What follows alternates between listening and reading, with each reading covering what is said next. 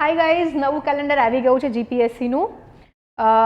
સો જોઈએ કઈ કઈ એક્ઝામ્સ જનરલ કેન્ડિડેટ્સ માટે ઇમ્પોર્ટન્ટ છે, જે બધા જ આપી શકે છે. બહુ બધી વેકેન્સીઝ છે, પણ આપણે આપણા કામની વેકેન્સીઝ જોઈશું. હવે સૌથી પહેલું અન્ડરસ્ટેન્ડિંગ એ લાવવાનું છે કે હમણાં 6 એપ્રિલે જે જીપીએસસી થવાની છે એનો કોઈ જ ઉલ્લેખ નથી આ કેલેન્ડરની અંદર. ઓકે, જૂન મહિનાથી જે વેકેન્સીઝ છે પબ્લિશ થવાની છે, જેના નોટિફિકેશન બહાર પડવાના છે, ત્યાંથી સ્ટાર્ટ થાય છે આ કેલેન્ડર.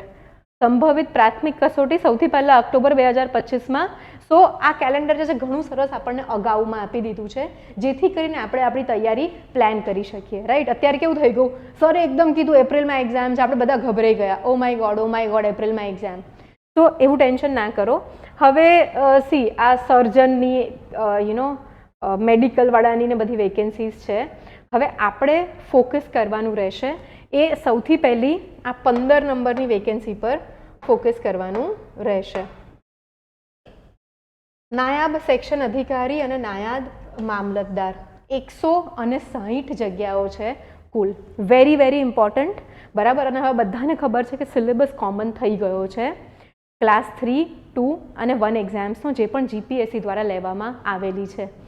હવે આની એક્ઝામ જે છે કરવામાં આવશે. શું લખ્યું છે વાંચીએ.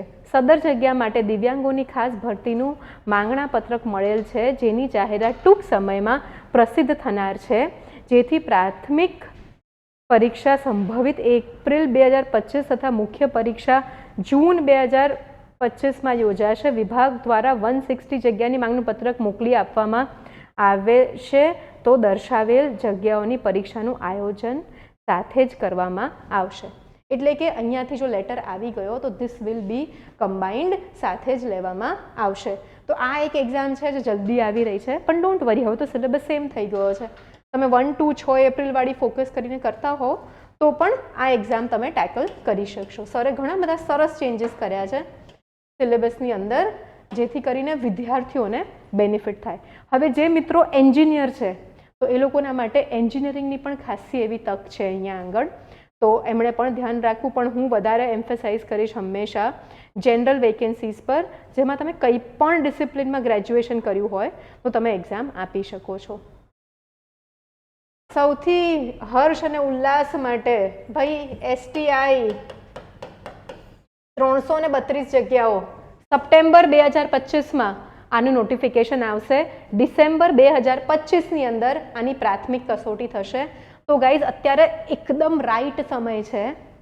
તમે 1, 2ની પ્રિપેરેશન કરતા હો, 6 એપ્રિલ એક્ઝામ આપી દો. અત્યારે પ્રિપેરેશન જેવી પણ હોય તમારી, પણ એક વસ્તુ યાદ રાખો કે એપ્રિલની એક્ઝામ પતે 6 એપ્રિલે, તો 7 એપ્રિલથી પછી તમે આને ટાર્ગેટ કરીને એકદમ વ્યવસ્થિત તૈયારી કરો કે તમારી આ જે ડિસેમ્બર 25માં થવાની છે એના માટે તમે ફૂલ્લી પ્રિપેર્ડ હો. અત્યારે 80% ઉમેદવાર એવા છે કે પહેલેથી તૈયારી ઓછી હતી અને ઓ માય ગોડ હવે એક્ઝામ આવી ગઈ વાળા માઇન્ડસેટમાં છે. તો હવે આપણી પાસે આ એક એક્ઝામ છે જે ડિસેમ્બરમાં થવાની છે. સો પ્લીઝ પ્લીઝ પ્લીઝ વધારે ફોકસ રાખજો આની ઉપર. And the best part is, એક જ second guys, I will just erase this. Okay, હવે સાહેબે અંદાજિત 100 સીટ માટે ક્લાસ 1, 2ની એક્ઝામ જે છે એપ્રિલ 2026માં થશે. અત્યારથી કહી દીધું છે, ડિસેમ્બરમાં એના માટેનું નોટિફિકેશન પણ બહાર પડશે. ઓકે, હવે આ જોઈને ઘણા બધા વિદ્યાર્થીઓ ખુશ થઈ ગયા કે ભાઈ 26 એપ્રિલે એક્ઝામ છે. ગાઈઝ એવું નથી, આ આવતા વર્ષે જે જીપીએસસી થવાની છે, તો અહીંયા આગળ સર એકદમ કમ્પ્લીટલી યુપીએસસી જે છે એની પેટર્ન મિમિક કરી રહ્યા છે કે ભાઈ એક પ્રિલિમ્સ માટેનો મહિનો ફિક્સ, એક મેન્સ માટેનો મહિનો ફિક્સ, ઇન્ટરવ્યૂ માટેનો મહિનો ફિક્સ, અને દર વર્ષે એટલે કે 1 વર્ષમાં સાયકલ કમ્પ્લીટ થઈ જાય. તો ગાઈઝ ભણવાનું ચાલુ કરી દો. જો હજી તમે લાઇટ લેતા હો તો યુ શુડન્ટ. અને જે વિદ્યાર્થીઓ અત્યારે ગ્રેજ્યુએટ નથી થયા હાલમાં અને આવતી સાલ ગ્રેજ્યુએટ થવાના છે, તો એ લોકોના માટે તો આ કેલેન્ડર બહુ જ ઉપયોગી રહેશે.